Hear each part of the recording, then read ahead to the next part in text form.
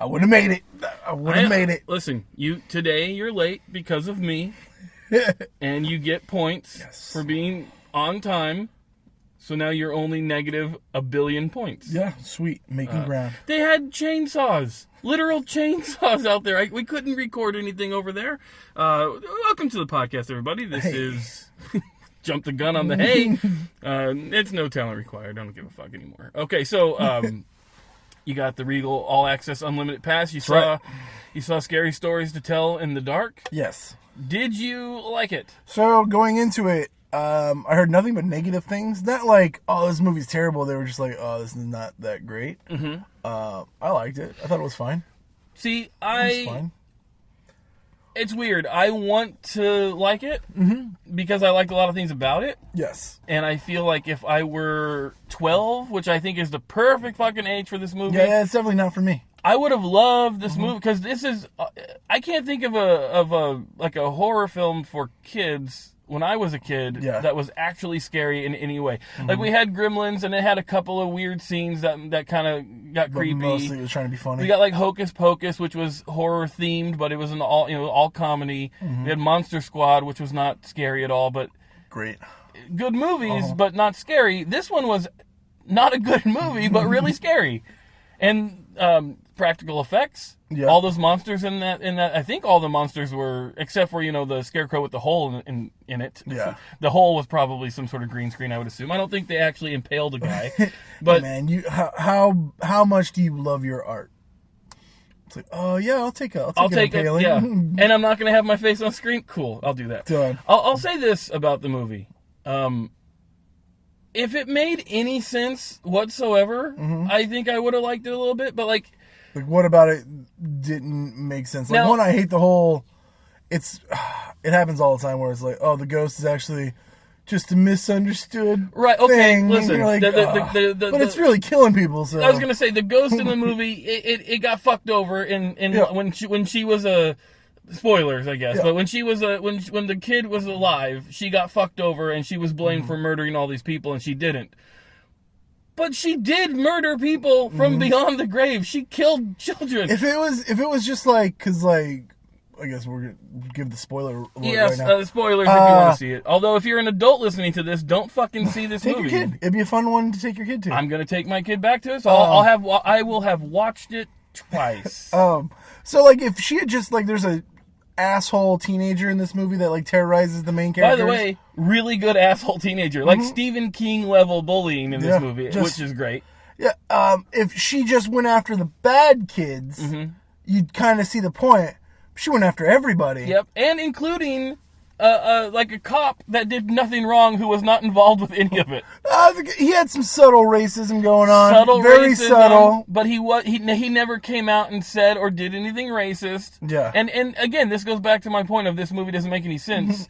Each time a story is written about one of the kids, the ghost or the book or whatever targets that kid and that kid only. Like the fucking fall apart demon guy was only chasing the kid. Yeah. And whatever. But then at some point they're like, oh fuck it, I'll just snap this cop's neck too. It doesn't make any fucking sense. Also, when you get I didn't read the book, so maybe the book explains this a little bit more. But the movie didn't, so I'm only holding it up to what the movie says. Why? And I know I'm talking about a scarecrow that comes to life, so already you gotta, suspend your disbelief a little bit. But the scarecrow stabs this bully with a pitchfork, which, by the way, I was shocked because at this point, I was not sure if this was a kid's movie or not. Okay. Because, like, even in PG-13 kids movies, no one dies. There was still no blood in this stabbing, which I found weird. No blood. It was a clever way to not have blood. Have the kid turn into a scarecrow and all the... That was my question. Hay coming out. Why would a kid... the scarecrow stabbed a motherfucker, and that made the kid turn into... How? Why? Why does that happen? The scarecrow came to life. Also, there's some shit in this movie where it's like the main character, the girl, who, by the way, great actor. I liked all the acting here, but there was a whole thing about how her mom left when she was young, and that people in the town blame the fact that her mom left on the kid somehow, and they never did fucking anything with it. And that's just such a weird thing to think. Like, oh, that mom left. That fucking 2-year-old must be a real piece of shit. I don't know, man. In the real piece of shit. In the 60s, people were all fucked up. They were blaming everything on everybody. Who knows? Also, I did like the scene where she calls her dad and like lets him know, and then he does nothing. You've got a great actor in that role. Super good, Dean and Norris. He does really nothing. Maybe they're setting him up for the sequel because they're not getting it. They totally are. They're not getting it. It didn't make any money. Didn't need to. Watch. Do you not know how things work? The home release will do well. Do you not know how movies work? It doesn't need money. They'll just keep making it. Yeah. The world needs content, Gary. This is proof. Yeah. The world needs... And you know what? If this show depended on how much money it made, it would not continue either. Exactly. That's my point made. I'm saying that there was too many good things about the movie for me to hate. But... That's how I felt. Well, like I told you going into it, when it was announced, I was excited for it. Right. Then it got very little press, and I was like, "Oh, that's not good." Yeah, it came out, and it just kind of And then everybody that I'd talked to had seen it, had given the same response like you, like it's And then I went to it going like, "Yeah, it's fine." The reason it's better than so many bullshit PG-13 movies. It's the best PG-13 horror film I've watched. Nope, take that back. Drag Me to Hell. Yeah, that's Drag Me to Hell. And The Sixth Sense was also. Are you saying that that Scary Stories to Tell in the Dark? By the way, shorten that up. I understand. I understand. It's based on the book, but we got Scary Stories to Tell in the Dark, Dora and the Lost City of Gold, Once Upon a Time in Hollywood, Fast and the Furious presents Hobbs and Shaw. Why the fuck are you taking up all the letters? You don't need to make your fuck. By the way, Fast and Furious presents Hobbs and Shaw. You could have gone Hobbs and Shaw. That would have been Hobbs and Shaw. We know where you're from. Yeah, we get it. We got it. Also, we don't care. Just drive things into things, and they're just like Fast and Furious is going to be the Animal House of action movies. Have you seen Fast and the Furious presents Hobbs and Shaw? No. I will say this: I've never. What was that? Like, you just locked your. I've never laughed harder in a movie than one scene in Fast. Like normally, I laugh at the Fast and the Furious movies just because they're fucking ridiculous, and they're basically. They're less believable than like the superhero movies. Yeah.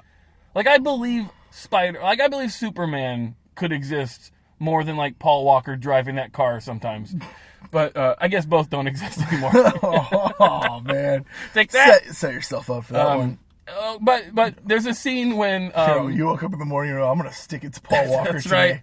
Right. I wake up every morning trying to stick it to that motherfucker. So there's a scene in the movie where Dwayne Johnson is putting this guy's head, like he's like knocking this dude out, using his head to it's one of those like thumb scanner things. Okay. And he's trying to or retina scanner things. So he's in the process of stealing the man's retina. He's also knocking him out by slamming his head into it. Yeah. And it doesn't work at first, so he has to keep doing it. And then when it pans out, you see that he's done that to a literal pile of dudes. And I laughed at that. That made me. I was like, that. Look, they went for a joke, and it was funny. It's not just. But that's the kind of shit you deal with in that movie. It's cartoon. It's a cartoon. I'm in Movie Pass mode again, where everything goes. Yeah, I'm watching. Like we're doing the trailer thing, where like me and the little sister, trailers go up. We don't talk during trailers because we're assholes. We just look at each other. We get thumbs up or thumbs down for a movie. It's all thumbs up now, man. It's all free movies. Everything's worth. And do you do the thing where it's like as soon as you sit down, it's like, all right, movie, entertain me. You're on the clock, 45 minutes. Because if you don't, I'm out of here because I'm not losing anything. I don't leave the movies. When Movie Pass was working, I sat down at movies that I knew I did not want to watch, and I was like 45 minutes. If I still want, like, I don't want to be here now. Yeah. I'm only here because this movie is free. If I don't want to stay at 45 minutes, you've lost me. Sorry, Amy, what's her name? Not Amy Poehler. Amy Schumer? Yeah, sorry, Amy Schumer, but all of your movies don't make it past that. Sorry. Oh, by the way, I saw The Kitchen also. How was that? Horrible! Yeah. The trailer did such a good job of making really me think that it's a good movie. And then, like, I'm like, oh, because, like, Melissa McCarthy will make a shitload of Melissa McCarthy movies that are all terrible. And then she'll make, like, one or two where it's like, oh shit. Did you watch Could You Ever Forgive Me? Yeah, I love that one. Yep. It was so good. And I thought this was continuing it was that like, quality. Like the 3 for you, 1 for me. This one is it's a real stinker, I say. But you know what was surprisingly great and possibly the best movie I've seen since this whole Regal All Access thing started? Dora and the Lost City of Gold. It's fucking funny. The guy in that's always hilarious. Every movie Eugenio Derbez. Great. Or Michael Pena, who depending on both which, of them. Yeah. But Eugenio is great. This one is I talked about this like yesterday. This is like they fucking out Disney with like this is how you're supposed to adapt a cartoon. Like this is not the show, because if you watch the show, it's for 3-year-olds. It's the youngest of the young kids, right? So I'm like, how the fuck are you gonna? Would that be a good? So about Scary Movie. Yeah. The most nostalgic part of that was the drive-in movie. Would that be a good double feature? Dora and Scary Stories to Tell in the Dark? No, because I think, as weird as it sounds, I think Dora is targeted to a much older audience than Scary Stories to Tell in the Dark is. That'd be great. You take your kids to both of them. You're going to watch Dora. You can get the pizza going. No, I think you do it the other way. You go Scary Stories first? Because Scary Stories to Tell in the Dark is for kids. Yeah. It may be a little too scary for the younger kids, but Dora is too boring for the younger kids. Like if you're at the age where you like the show, you are not gonna. I think the movie's for the age of the people who used to like the show. That's exactly right. It's for 20-year-olds. Okay. The movies were like, I was in there and there were so many children at the Dora movie and they were all talking and running around because they were just bored. It's not for kids. There's nothing. I mean, there's the monkey. That's a cartoon. By the way, I know it's a stupid kids movie. Or at least it's supposed to be, right? So there's a part where Dora, she meets Swiper the Fox, which for some reason is Benicio del Toro for some reason. I love it. But she meets the fox, and she is so shocked that there's a talking fox. Did I hit record? I hope you did. We talked for a while. We have talked for a while. I did. We talked for 11 minutes. In the middle of your voice. I didn't want to keep going. You got so scared. Anyway, she meets Swiper the talking fox, and she is, by the way, terrible special effects on this Dora movie. But she meets Swiper, and she's shocked that there's a talking fox. Meanwhile, she's been talking to a talking monkey the entire fucking movie. And again, it's kids' movie. Yeah. But that was filled with kids, and that movie was not for kids. That movie is for 20-year-olds who used to watch Dora. Meanwhile, Scary Stories to Tell in the Dark, I don't know how it was for you, not a single child in that one. No. It was all we went people. Late last night. It was like 10 o'clock last night. I went at 11:30 in the morning. And there was only, I think the youngest, there was a couple of maybe 25-year-olds or something in there. And I was like middle of the road, and then there were some older people than that. It's like... It happened 3 times in the movie, and nothing makes me happier than when someone's on their phone, and then I hear that drop.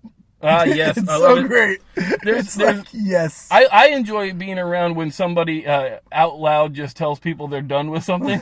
So there's a scene it's in the trailers. There's a pimple popping scene that's kind of gross at first. Like I was excited for it. The weird thing about that scene is like the part they show you in the trailer is the only real creepy part. Once you get to the weird CGI spider part, it's like, oh, this isn't scary anymore. Yeah. But also, but they saved her. Yeah. Somehow. Right. No real reason. Nothing. And again, it goes back to, okay, so the girl stole the ghost book. Why the fuck are you punishing the other girl who was literally forced into the house, who had nothing... Who was trying to save the kids. Right. But at the point where she's in the mirror poking and like squeezing the pimple thing before any grossing happens, I heard a lady in the theater go, "Oh, I'm out." That made me happy. No. Okay, so guys, that was the part of the show that's not about wrestling. Okay. Because also, are we going to talk about wrestling? Well, I thought that's what we were going to do. Oh yeah, I got my thing. Also, I want to talk about this show. Saw me pull in. Yeah. My sweet whip. The whip's back. So I had to get this out of the shop. Yeah. All right. I have to take the bus. First time I'm on the bus in a while. I like taking the bus. Forgot my headphones. Oh, no. Kind of glad I did. Why? Here's what happened. Okay. I live right down the street from a mental hospital. Small little clinic. It's people get convenient for you. It is. There's actually a farmer's market in front of it right now. Really? Yeah. I didn't know they had a farmer's market on a Tuesday. Tuesday mornings through August. Oh, you know what? Yeah. When I picked you up, I drove past that. Yeah. Never mind. Mm-hmm. Yeah. So anyway. It's not in front of them. Oh, that is right in front of okay. it. I was thinking like directly across the street from you was like a Christian high school or something, right? That is Christian high school. Then there's the insurance place, and then across the street from that. You know what? Keep the Christians and the crazies all together, I say. That's how it works. Let them go back. There should be a bridge between the two where they can just high five on their way back and forth. So I get on the bus directly across the street from me. Little Jesus, little Thorazine. Next stop is the mental hospital. Right. Young lady, gets on the bus. She still has her tag on her wrist. Uh-oh. She has her plastic see-through bag with her medication and her belongings. Yep. Just got out. Suicide watch, baby. She's very, looks happy to be out. Just got out. I'm sure she sits down, very friendly, asks me, hey, do you know the time?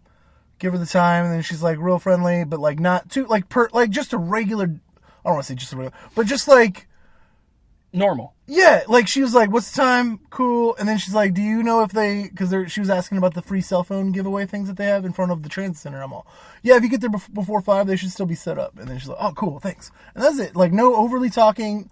I don't want to say normal person, but most people get on the bus and they're just assholes, whether they're coming out of the mental hospital or not. They just either want to talk or she's just So you're calling Rosa Parks an asshole? Anyway. Anyway, she's friendly, talks, sits there, and then we just boom. The next stop, the bus driver, taking a little 5-minute break at the next stop, eating his Jimmy John's sandwich. I don't like that. What do you mean, Jimmy John's, or taking the 5-minute break? Oh, no, I'm never saying anything bad about Jimmy John's. I don't like how they take their breaks just wherever they want. I think they should go back. It was at the the next stop is it's a time stop where you have a certain time to be there, and if you're there early, still don't like it. But anyway, he took his break there. Gets a sandwich, sits next to the lady. Mm-hmm. She's an attractive young lady. She's probably a couple years younger than me. Yeah. Sits next to her. This guy's an older gentleman, long hair. Mm-hmm. Starts eating his Jimmy John's. Ask her, whoa, just get out of the loony bin?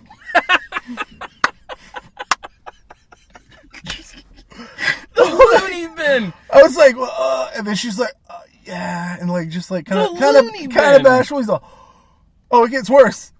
Oh, what happened? Try to kill yourself? She's like, she could tell. She's like, what? Some stuff. Hey, first of all, yes, that's what happened. 100% that's what happened. Because guess what? If it was anything else, wouldn't be out. Jesus Christ. She was like, some stuff happened, but you can tell she was trying to move past it. She's a nice lady. She's like, yeah, stuff happened. I'm feeling good. She can tell she's feeling good. Right. Well, he's like, oh, you're not going to do anything, right? You're good? You're better? Gives her the thumbs up? You feeling better? She's like, yeah, thanks. Until this point, I'm pretty sure she was feeling pretty good about herself. Can I just say, everyone's got a job. Uh-huh. And, whatever your job is, you should be proud of it. But how about bus drivers don't help with mental illness? How about bus drivers drive the fucking bus? By the way, if you didn't take your goddamn Jimmy John's break, you wouldn't have time to ruin some kid's life. Fucking stop it. So, boom, break's over. Thank God. He's driving, still chatting with her. No. Still hey, what's going on? She looks over at me.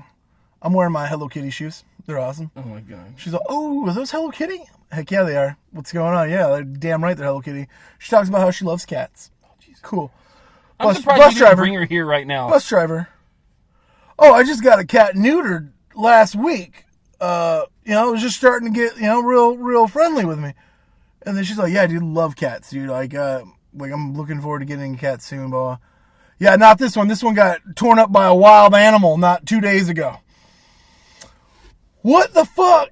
I'm not saying you've got to handle every situation with kid gloves, but clearly you just picked up a lady, just gone through some shit, and you're just piling on the trauma. Or maybe just don't talk about that to anyone ever. Or when when you're talking about a cat, you have that in your pocket. My cat just died. You got a person who's maybe emotionally on the fence about stuff. It doesn't matter. Just don't bring it up. It doesn't matter. Why would that be appropriate to say to a stranger? No. Also, loony bin. Loony bin. How old was this guy? He's got to be 50s. That's still probably too young to be saying loony bin like that. That's weird. Okay, so boom, and that was it. Jinx is making friends on public transportation. No, then my stop came. I got the fuck off that bus. I'm surprised I am scared of what happened last. I'm surprised she didn't just get off at whatever stop was next. She had to get downtown. Stand at a friend's place, man. I like how you know way too much about this person's life. Didn't have headphones on, man. All right, so here's the deal. And then I go pick up my car. Yeah. Mechanic doesn't really know me, and I'm like, oh, hi, I'm picking up the car for Christopher Jenkins. Real name? Second week in a row, you've given your entire name on the podcast. And the guy was like, oh, the infamous Malibu. Is your car so fucked up all the time? Apparently I'm putting somebody's kid through college at that Pep Boys over there. They got pictures of your car on their fridge. Just like this. Damn, like this guy, is the one paying tuition. And I was like, God damn it, man. You should just keep taking the bus. No way. Just get rid of the car. No way. Why? If I can get rid of the car, I would in a heartbeat. I wait. Oh, way too much. Yeah. Here's how you do it. Ready? Yeah. Throw the keys inside, and I'll take you home. That's how you get rid of the car. Get rid of it. Yep. No, it's running smooth now, man. They fixed it well. Yeah. For another about 20,000 miles, and then something else. You're going to need to ride in about 2 months? 2 months, yeah. Okay, I'll be there. 2 months solid. I'll be there. Thanks, man. With a bus pass. I have a bus pass. I take my little sister's. She gets one free every month. You should just ride the bus. That's terrible, man. Like, why? So, like, say I want to get a haircut. You want to get a haircut? Say I want to get a haircut. Shut the fuck up. Having a car, 30-minute thing. I go downtown, go to the shop, get a haircut, leave. I'm home within an hour. With a bus, that is a 3-hour job. That is a 45-minute ride there. It's a journey. It's a trip. It's an adventure. Sounds terrible. By the way, speaking of haircuts, I'm in the middle of one. I haven't had one yet. Let's look at this. It's like it wants to be a mullet so bad. It's trying, but I can't do anything. Does the duck bill? I'm at the weird. Like I want every 2 years I want hair for some reason. So I let the hair grow out. But there's that month and a half time where like I cannot. It's too short to comb, so it's just gonna be whatever it wants to be. But also, I look stupid. I look like I'm not. Hair. Yeah, that's not great. I'm trying to out coif you, Jinx. I want my coif back. Coif. I'm not gonna out coif you. I have terrible hair, but I want some hair back. I miss combing my hair. I really do. And honestly, if you can tell by the bald spot, I don't have too many opportunities. Have you? Speaking of the bald spot, have you tried the like any of the hair treatment and stuff? No, I'm just like gonna go bald or something like that. Why does everybody want to fix it? You're supposed to go bald. I'm going bald. You don't have to. It's an option now. No, it's not. That's their tagline. Nature wanted me to slowly but surely lose my hair. That is what has started happening. And I'm going to let that be. Okay. I don't understand. But listen, I shave my head all the time. No. Since I was like a kid, basically. Why would I, of all people, complain about losing the hair when I purposely get rid of it all the time anyway? It makes no sense. Anyway, that was all the podcast most people are going to listen to. Okay. Because now it's all wrestling talk. Heck yeah. And we tried to sandwich it in with some Seinfeld.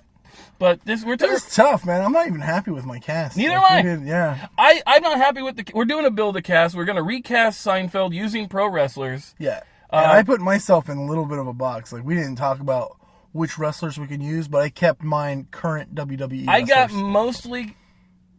I got a dead person, and I got someone who's not in the WWE. My thinking was like, I'm going to, like WWE Studios is putting this out now. That would be... They're doing it for the network. God, can you imagine if that were to fucking happen? I did imagine it, and I put it together.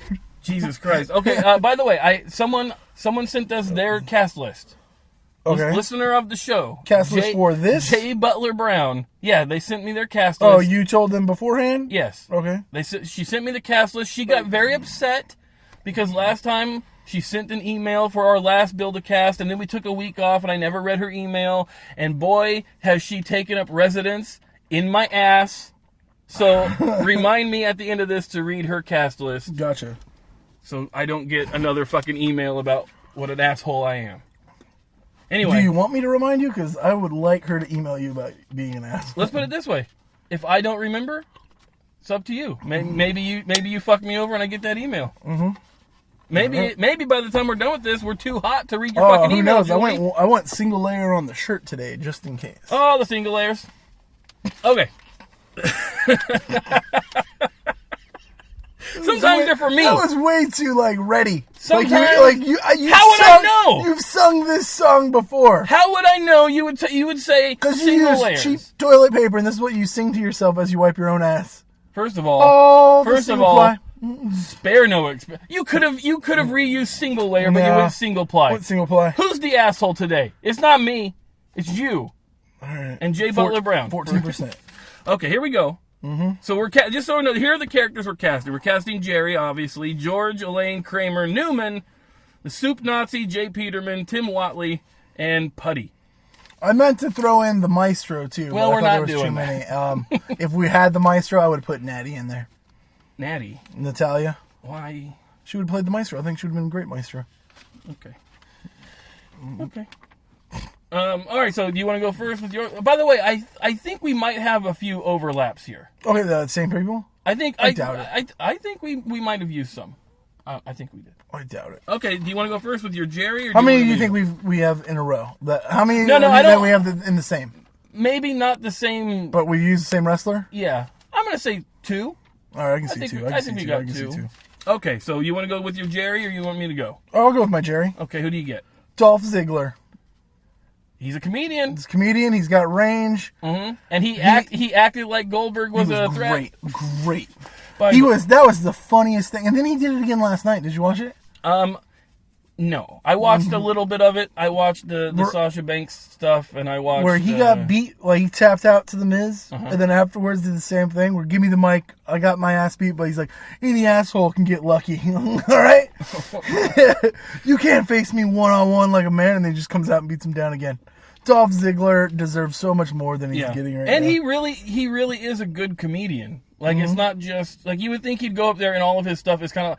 No, I don't want to disparage the good name of Mick Foley and all he's done for wrestling fans, but he just tells wrestling stories. Yeah, he's wrestling's Kevin Smith. And by the way, if you just... Which I enjoy. Yeah, I enjoy that. If you just tell wrestling stories to wrestling fans, that's cool. But that's not what Dolph Ziggler does. He is a guy who wrestles and then afterwards goes to the funny bone and talks about whatever the fuck he talks about. So he's funny. Good choice for Jerry. Yep. He's the only true comedian in professional wrestling, I would say. I see Colt Cabana too. He's been doing he's really trying to push his outside wrestling stuff now. But yeah, he's also it's 90% wrestling stuff.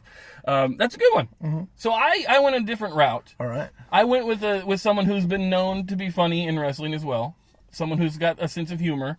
But I needed... So Jerry's the star. Mm-hmm. And because Jerry Seinfeld, and the person I went with, also has made movies and is not good at all and not a good actor. But Jerry Seinfeld was a shitty actor. Yes. Especially those first few... he grew into it a little bit, but he was... Once you realize he didn't have to act. Yeah. Just be who it's fucking your show. But I wanted to bring someone that was the name. He was the face of the company. He was the face of professional wrestling. I thought about Hogan, but I just don't want to I don't want to talk about Hulk Hogan. So I went with the other. I went with the face that followed Hogan. I went with Stone Cold Steve Austin. Yeah. Because just imagine Steve Austin with Jerry's hair. Season 1 Seinfeld Jerry's hair would be great. You put that wig on him? I can see that. Because he's funny. He's a funny character. Back in in the early 2000s when Steve Austin was a bad guy, and he was super paranoid and giving Vince McMahon hugs all the time and just jealous of everybody who would talk to Vince McMahon. That was hilarious. That was some hilarious stuff. When Kurt Angle made him cry because he pushed him into a kiddie pool. That stuff was great. And everything he would do after Raw went off the air, if you ever got to watch any of that stuff, all of that shit's funny. Seeing Jimmy Buffett any of his movies? I'm trying to think of a great movie. You keep thinking for a great Steve Austin movie. There's the Running Man ripoff. I liked it, where he's on an island. No, that's not a Running Man ripoff. That's a Battle Royale ripoff. That's The Condemned. The Condemned. I like that one. He didn't talk. That's fine. You know what? The best performance would be The Expendables, right? That was his best singular performance. I've only seen the first Expendables. I don't know if he was in that one. Yeah, he was. Maybe I don't remember even that one. That the famous story where he fucked up Stallone so bad that he had to get 3 neck surgeries. No, you know he's great in the remake of The Longest Yard, where he plays a racist guard. Yeah, and then he was doing the air guitar. Fucking hilarious. That's how a white man plays guitar. That's what he said. That was one of his lines. Yeah, but it's still an Adam Sandler movie. One of the better Adam Sandler movies. I like that movie a lot. Okay. Well, okay, so we got Dolph Ziggler and or Steve Austin. Cold Steve Austin. Okay. So that was my mainstream. That was my big pick, right? I think this is perfect casting. So we went with George next, right? Okay. So George, he's like a lovable loser. Yep. And I wanted to find like I wanted to make this true to pro wrestling storylines. So I was like, who's Steve Austin's friend? Okay. He doesn't have one. He doesn't have any friends. I heard he doesn't trust anybody. Yeah. So I had to abandon that plan. So I just had to go. Terrible plan, by the way. I had to go because with, you would just cast the NWO if you're just keeping all friends. True. So I had to think like who's pro wrestling's lovable loser. Okay. Who do you like to see lose on a regular basis? And then I thought, well, I got to go Gilbert here. All right. But then you know what? I don't know how lovable he is. And then I thought, well, there's Barry Horowitz. He's the best loser. Yeah. But I went with someone who turned losing into an art form. I went with Kurt Hawkins. He's got the longest reigning losing streak in professional wrestling. Kurt Hawkins. 2-0 over the Undertaker. Really? Yep. Okay. All right. I went with this is a weird pick. Mm-hmm. I went Xavier Woods. I went with somebody short, right, and funny as shit, and who funny. can play a joke, who could be the butt of a joke. Yep. That's who I went. Like I was thinking Drake Maverick, but he's pretty new still. Shit, man, Drake Maverick is entertaining. Yeah. Have you follow him on Instagram? No. Okay, so whenever they have like special events, like this past weekend with SummerSlam, they'll have like the fan events where you can go and take a picture. Oh, I saw that where he like pretended to be like all dressed up in John Cena gear. No. Okay. So you stand in line at these fan events and it's just picture after picture with these people, and you know even the bad guys are smiling in the pictures or whatever. You can look at Drake Maverick posted 10 in a row of pictures of him with fans. And he looks extremely unhappy to be there. It's the exact same face every time. Just, I don't like you. I don't like this. I'm unhappy to be there. And the caption he wrote under all the pictures were, I suck. He's great. I love him. He would have made a good George. Yeah, would have made a good George. But I like Xavier Woods, mostly because he doesn't have enough to do in wrestling. He really doesn't. Yeah, he comes out and does the horn every once in a while, and that's it. So yeah, getting cast in this as Dolph Ziggler's friend. He's a level loser. Keeps getting fired. Mm-hmm. I like the idea because he can pull the race card every time he gets fired. That's right. I like that. I'm surprised George didn't do it. There wasn't an episode where George actually pulled the race card on somebody. That would have been good. Okay, you want to go with your Elaine? Yeah. So I went Bailey. Okay. Because she's like kind of the only one where I felt where she could have a good time in a show. Everybody else is, because I kind of like cast their wrestling character more than like the actual person as the actor. And she's the only one where I felt like she would be like, she can get herself into these situations that would be funny. The other ones, like, I just think everybody takes themselves too seriously. Yeah, well, you're just like, I went the same route where because Elaine, sadly, because Julia Louis-Dreyfus is super funny, but sadly, like, I wouldn't watch an Elaine spinoff. That's the boring character. Like just character. Like she's not funny. Her character's not funny so much, but the shit that happens to her and around her is funny. Yeah. So I had to pick someone who is not funny, but someone who's usually the butt of the joke or has to react to some shit going down. So I thought back to all those times between Chris Jericho and Stephanie McMahon. I really enjoyed every time she would get a cake in the face or fall over or get hit, something. I went Stephanie McMahon for my Elaine. I can see that. Also, there was a brief time where there was some hair overlappage, where Stephanie had that weird 90s hair, and so did Elaine. I think you could switch hairs, and they would look the same. So I cast Stephanie based on hair. Okay, I can see that. Yeah. I can see that. Yeah. All right. Next up, we got Kramer. Yep. Okay. I like my Kramer. I like my Kramer too. Mm-hmm. Now I thought back. I thought long and hard. I was like, I need to get someone who's quirky and weird. I need to cast somebody who has truly made me laugh. Okay. And by the way, it's hard for like a comedy gimmick in wrestling to truly be funny. Yeah. So there's only a handful of people. Like Santino has made me laugh in the past. Yeah. Eddie Guerrero has made me laugh in the past when he's been assigned to the comedy stuff. Mm-hmm. But then I thought about, there's only one guy really that is. I picked Goldust for my Kramer. Okay. Because I think he could pull. I honestly think he could pull off the take him out of the face paint, and I still think he would try to do that. He can do some wacky stuff. He can. Like again, it was probably offensive to those who do suffer from Tourette's, and the logic of getting electrocuted to get Tourette's. But the whole storyline where he gets electrocuted and he gets Tourette's, that was great. That whole stuff. And again, I realize I'm laughing at someone with Tourette's that doesn't actually have Tourette's. But you know what? Fucking Eugene was funny too, and that shit was terrible. So you gotta, just like you have to suspend your disbelief to enjoy scary stories to tell in the dark, sometimes you have to just be a dickhead and be a bad person to enjoy some of the good things in life. God damn it. Goldust in my Kramer. I picked somebody who, even last night, made me laugh. Ooh. Keeps making me laugh every time I see him on screen. Mm-hmm. Who in a Kramer role could be the butt of a joke. And like how Kramer, like the funniest parts about Kramer is when he doesn't realize that something so simple, like, is kind of against him, like he's not seeing it right. And this person, the same thing happens to him all the time. He doesn't see it. Even when he thinks he does see it, he doesn't. I went Elias. Oh, I don't. As Kramer. Great. I don't know about that. Oh, I knew. By the way, I know we're not done here yet, Uh-huh. but I'm going to give you a little spoiler. I did not cast R-Truth, and I hope that you did, because I feel like R-Truth is the one guy in wrestling that needs to be on a sitcom somewhere, because he's great. Also, don't worry about him dying, because he's going to live forever and look 26 the whole time. That guy's like... I would cast him. I didn't cast him on this, but he would be God damn it. George's father. Xavier. He would be the Jerry Stiller. Xavier Woods is, what, 20 years younger than R-Truth? It works. He looks older than R-Truth. How is that possible? Baby oil. I guess. Fucking clean living. I don't know. He hung out with Road Dogg when he first got there. I don't think his living was so clean at the beginning. Plus, didn't he go to prison? Is that true, or is that just see? Because that's weird. I know that Booker T did serve time. Served time, so did MVP. But then when R-Truth came back to the WWE, they made a whole thing about how he had gone to prison.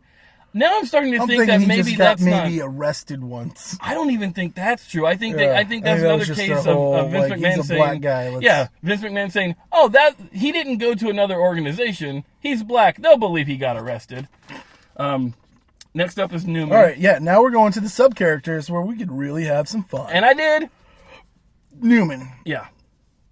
Maybe I just body typed cast this guy. Dusty Rhodes.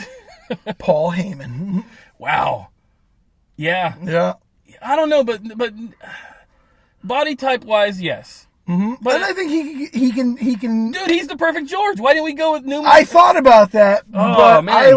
I like him as Newman because he's a schemer. He's got different things. Let me tell you something, Jerry. I can just see him and Elias making sausages and Jerry and Ziggler's thing, just dancing. By the way, when you actually put these wrestlers, when you picture them in these actual situations that happen on the show, it's a different kind of comedy because you got these 300-pound dudes. And they're talking about Pez dispensers and shit. Did you watch any Seinfeld, by the way, to prepare for this? No, I've watched a ton of it. I haven't watched it in it's been a while since I have seen, it's been years since I've actually watched Seinfeld.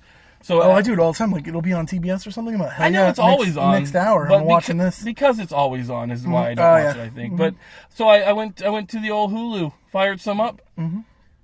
God damn, man! I mean, there's nothing to hate it except for the first season is, I think, unwatchable. First season's tough. Like, even when you're watching the first season, you appreciate it so much because you're like, this is where they started, And God, this is like they grew into the show. They're It's like, we know how to make this. It's a completely different. It's a standard, regular, regular sitcom. That first season, and they even had like the will they, won't they with Elaine, and if that would have continued, I would not have cared about that. I don't care if those two ever fucking get together. But then once they said, "Oh fuck it, let's just make them all terrible, bad people," and then sprinkle in some of the best side characters of all time, that'll do. But like it's that like they almost got canceled 3 years in a row because nobody was watching it because it was up against Home Improvement and everyone. And now I'm looking back and I'm going back and like, who the fuck would watch Home Improvement? But then I thought back like, I was watching Home Improvement over Seinfeld. Yeah.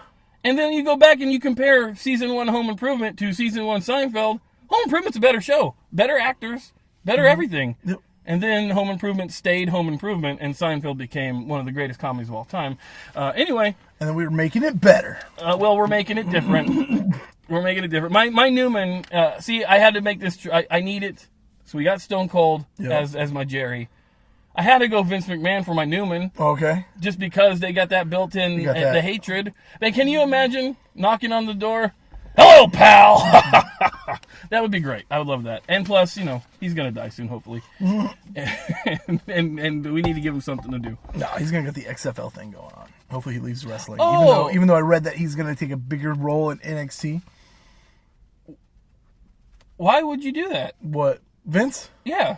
Because it's going to FS1. So him and Kevin Dunn, the fucking... Beaver? Shittiest fucking wrestling writers of all time. Oh, no. Are like, well, right now, like they don't, they're so disconnected. Kevin Dunn's not a writer. The best part of NXT is like how far removed they are from what the WWE does. Kevin Dunn does production. And I think that would be the only way you could improve NXT, would give some of those come on, over the years, Kevin Dunn has done some shit that like every once in a while you'll see stuff where like way back when Shawn Michaels he's got the mirror up and he's teasing his mullet, and then from over his shoulder in the mirror you see Marty Jannetty come up, and it's like, well, that's a great shot. That's fucking great shot. Great. Do you know what's a terrible shot? Having people backstage watching TV, standing next to it, giving themselves the worst angle, so that you can see they're watching TV. It's terrible. I'm saying if that's the only change that happened, and then Vince McMahon's gonna be in charge. That's the one I worry about. Kevin Dunn's not writing shit. Kevin Dunn's making it look TV appropriate. It's TV appropriate now. Man. I know, but you know what I mean. How dark it is. Anyways, it's gonna be terrible. Anyway, he's my Newman. Let's move on to the now the good stuff. Yeah. The Soup Nazi. I have the perfect wrestler to play the Soup Nazi. I'll let you go first then. Drew McIntyre. Why? He's got that scorn face. He does look like he's constantly upset. Like him just standing there, 6'5". You're not. That's an intimidating Soup Nazi. You're not gonna question shit about that. See, I went a different route. Soup Nazi, great character, doesn't do a lot. Doesn't do a lot. Like honestly, I shared a hotel room next to Soup Nazi? Soup Nazi. He gets real upset when you yell at him. Can you imagine? That's his life. But also, he was at the hotel next to us, right? Because we were at WonderCon. Yeah, WonderCon. Yeah. And then my friend who I went with paid the $60 to get a signed book and a picture with him. Yeah. For him to do the Soup Nazi thing.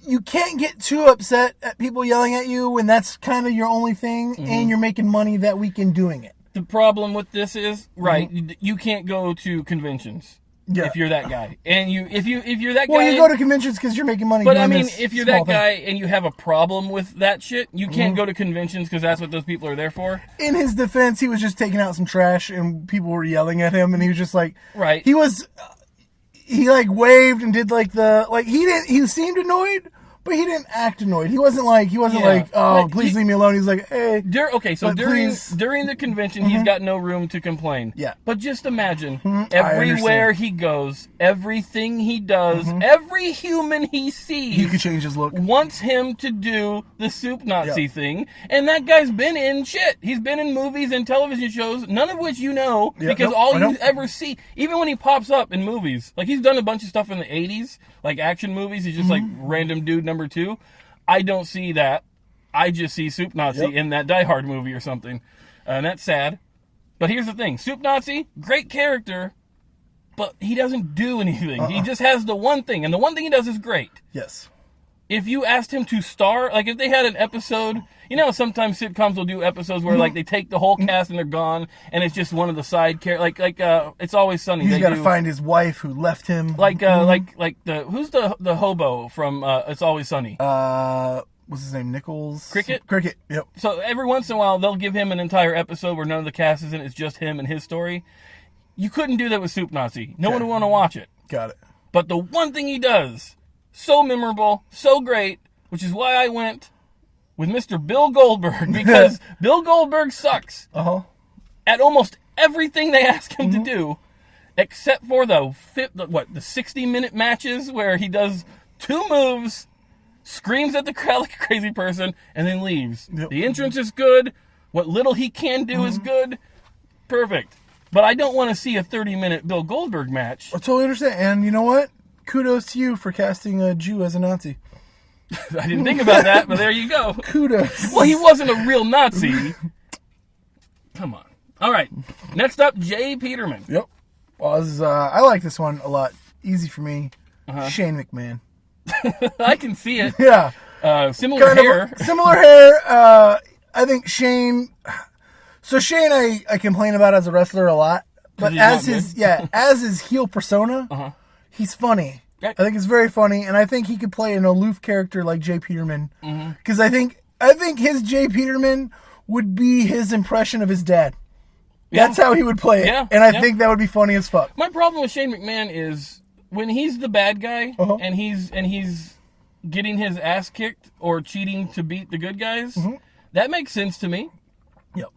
But when he's beating guys because beating him up with shitty punches based on his skill, it's like not only like back in the day when he was in his mid-20s doing this, it still didn't make any sense, like how he's beating people. But the fact that now he's 50 and he's still doing that's like best in the world. Oh my god! Like I like that they made someone who clearly wasn't a wrestler win the best in the world tournament. That's funny. But now they're treating him as if his character truly is the best in the world. And I know this is wrestling and it's all fake anyway, but it makes no sense how he actually is the best in the world now. I still don't understand how, like, when he's, like, as a heel, has these matches with, like, top guys, how it's not a 3-minute squash match. How they're just not beating the, like, when he's by himself, how they're just not beating the shit out of him. They got to make him look good. Right. Kevin Owens should have. Kevin Owens still had to do a low blow to beat him. That should have been the minute 50. Yeah. However, Goldberg gets Ziggler. That should have been 35. That should have been the only 30-minute match Goldberg could have had because all he would have to do is stand up. Yep. He wouldn't have to do shit. But I don't know. Who do you got? Who do I got? This one was tough. I couldn't think of anyone that would be a good Jay Peterman. So I just went. I was like, who entertains me by sitting behind a desk? Because that's all I really saw Jay Peterman do. And I was like, you know what? William Regal behind that desk in the early 2000s when he was the commissioner talking to Tajiri, or as my Jerry Seinfeld would say, Tajiri. I like that. I like William Regal a lot in there. I fucking love William Regal in anything. As soon as you said behind a desk, I thought, oh, he's gonna go Michael Cole, and that would be good too. Yeah. Jay Peterman. You know what? Byron Saxton wouldn't be bad as him. Get Corey Graves out of there, man. That's too much Corey Graves. What? Too much, man. What? Like, he's all over the place. He had such a fucking great line yesterday. What was the line? Like the whole every show he'll have a couple lines that make me laugh, but then like you can tell when he's getting fed stuff, and you're like, dude. You know what I like about him? like you have the heel announcers and the babyface announcers. So when one of the wrestlers goes from heel to babyface, all of a sudden, like Jerry Lawler, he would all of a sudden be like, well, I like him now, huh? That thing, right? Corey Graves is the only announcer where it's like, no, I still fucking hate that guy because like Elias. He's always hated Elias, even since NXT, and he still hates him. Sasha Banks, the same thing, and it was the fucking greatest moment because she comes out last night. I don't understand. There's one thing that bothers me. The wig? She comes out and she's always had this weird purple hair. Yeah. So she comes out and she turns on Natalya and she beats her up and then she removes her purple hair. It's just the wig and now she's got blue hair. It's like, I was like, I don't understand why. I don't understand why that was. What's symbolic? I don't get it. But I'm leaving Raw. But she starts. Blue brand. She hugs Natalya. Then she turns on her and beats her up. And Corey Graves has just a legitimately great line. New hair color. Same true colors. She's always been bad. He's great. Don't you ever say anything bad about Corey Graves. Would like a little less. You know what? We get a little less Corey Graves. We get more Renee Young. We get more Renee Young. Just let her talk. Get out of her ear. We get more. Okay, but here's the thing. I agree with you. If you let her do what she can do by herself, it'd be much better. But that's not the way it works. All right. Michael Cole does a fine job. He's learned. Corey Graves does a good job. He's getting fed the same shit that Renee Young's getting fed. I don't think Renee Young has the same freedom as the other two do have yet. I think when she does, you're going to see a much better announcement. I don't think she will, though. I think she will. No. I don't think she will get the freedom, is what I'm saying. I think she will, eventually. Vince has got to leave sometime. Saying that for 20 years. All right. Now, Tim Whatley. Yep. I was guessing that you went with Tim Whatley simply to talk about Isaac Yankem DDS. And I think that's who you picked. Now you're looking at me, I don't think you picked him. So I didn't pick him. By the way, if you don't watch wrestling, Isaac Yankem, DDS, I Yankem, was the evil dentist character in wrestling. And to my knowledge, the only dentist character in wrestling. To my knowledge. In the WWE, for sure, yeah. I'm sure there was somebody on the circuit. Somewhere. So I didn't go with him just because I thought you might. Okay. So I had to go with another person who's a dentist, but this person is an actual dentist. Okay. She actually went to dental school. She practices dental, medicine, I guess. This is my only non-WWE person. I went with Britt Baker. Okay. Dr. Britt Baker, DDS, I guess. But what I like about that is it's not really her character. She doesn't go out there in the white coat with a drill or something. It's just knowledge that she also is. And you know what? I don't know how many people have the plan B. Like clearly wrestling, like to her, it seems to me like wrestling was plan B. And she's like, I'm going to go do this dentist thing because let's say I make it. Even if you make it, you've got such a small window of actual... Right. And I think, honestly, women don't last as long as men do because women want to have kids, right?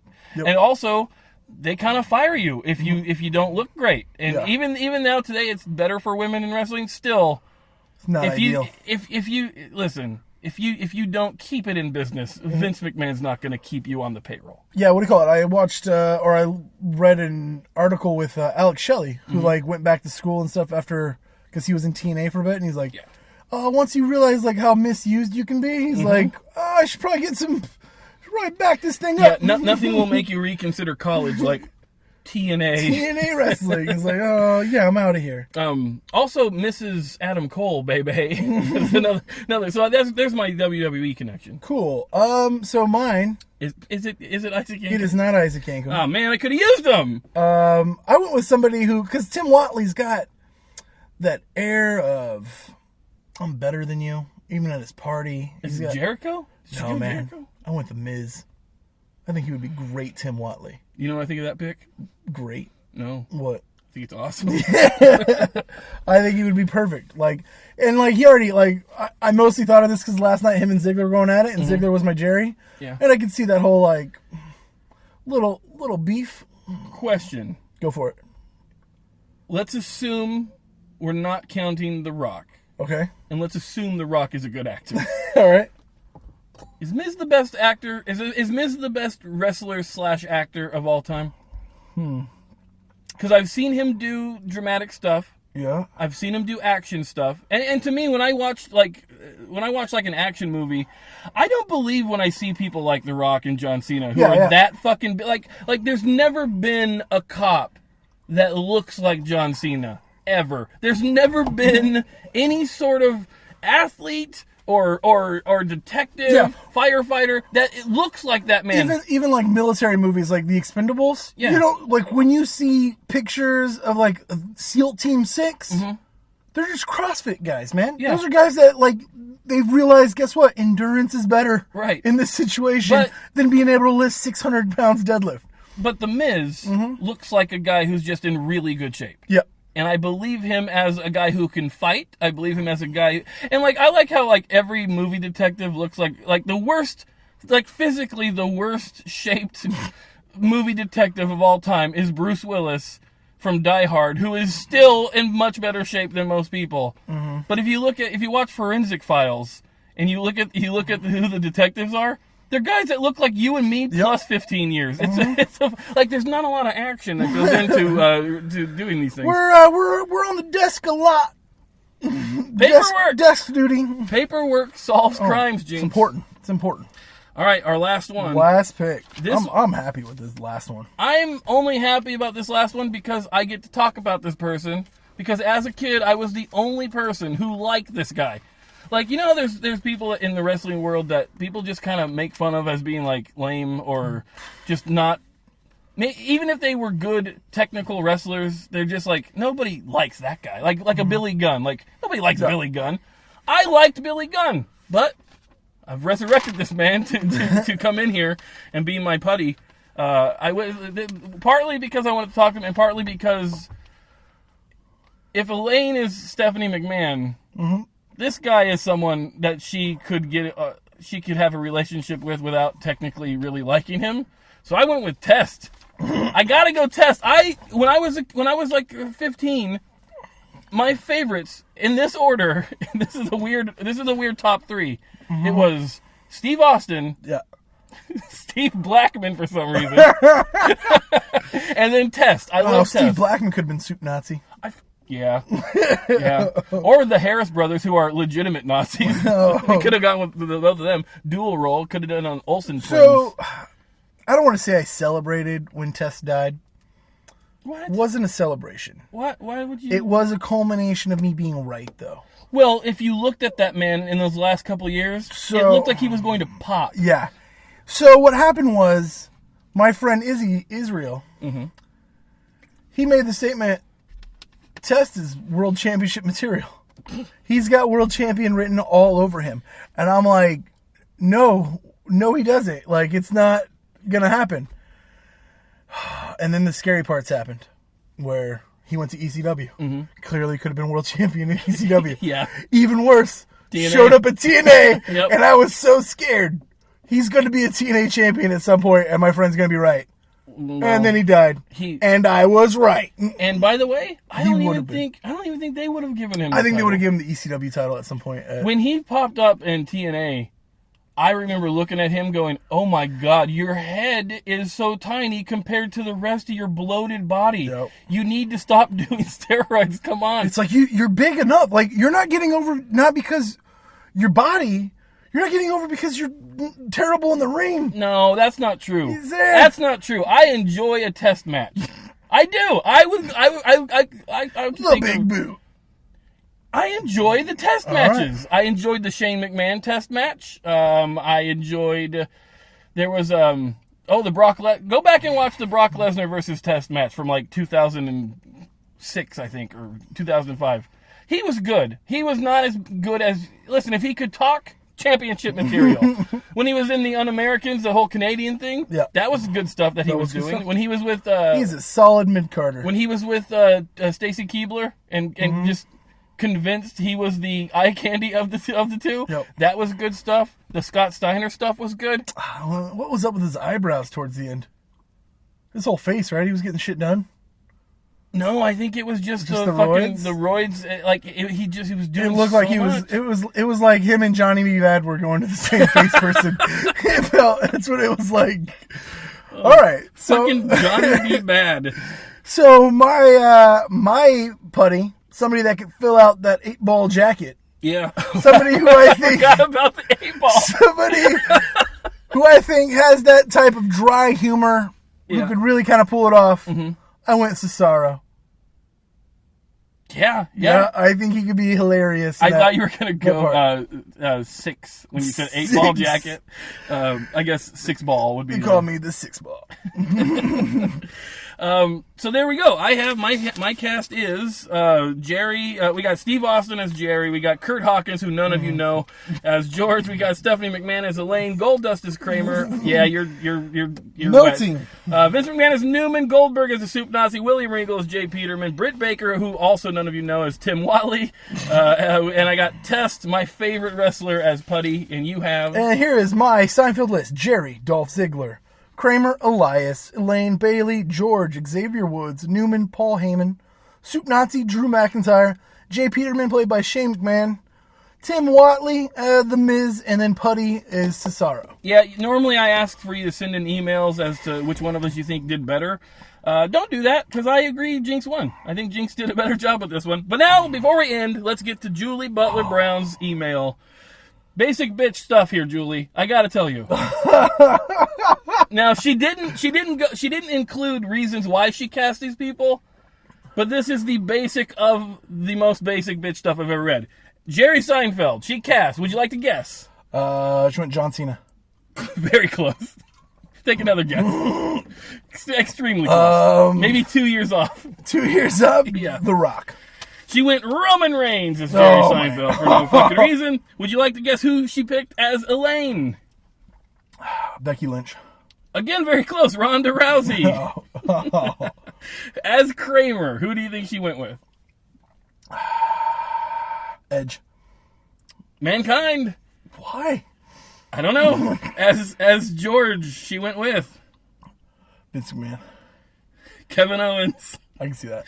As Newman, she went with. And this one, Julie, you're wrong. You're just fucking wrong. As Newman, she went with Seth Rollins. Bray Wyatt. No. Her Soup Nazi, Stone Cold Steve Austin. I can see that. And then she prefaces this with she doesn't remember these Seinfeld characters, so she's just throwing shit out there. Okay. Tim Watley is Jerry Lawler, and Putty is Dean Ambrose, which is also a bad cast. But she throws a little shade your way at the end of this email. She says, parentheses, she added the smiley face that's crying with laughter, so she doesn't mean anything by it. All right. I can't believe Jinx still doesn't know the show's email. Changed. It's changed. Not in the last year. And you get it right every other time. Anyway, Julie, I can't believe it either. Your list is dog shit, though. I'm trying to think of the email now. If you would like to send in an email to the show, how would they go about doing it? You should send that to ntrpodcast@yahoo.com. That's correct. Who knows it now? You and Julie Butler Brown knows it. So go ahead and send us an email. Let us know what's up. Yeah, and by the way, most of you stopped listening to this once we said we were talking about wrestling. Understand, and we sweated for no reason. Yeah, we talked about movies. Jesus Christ, look at this. Look at that. Yep, it's a hot one. Like 7 inches from the midday sun. Oh, I'm right in the middle. The sun's nailing me. It's not hitting you right now. In the whirl. Yeah. It's noises. All right, bye. Laters.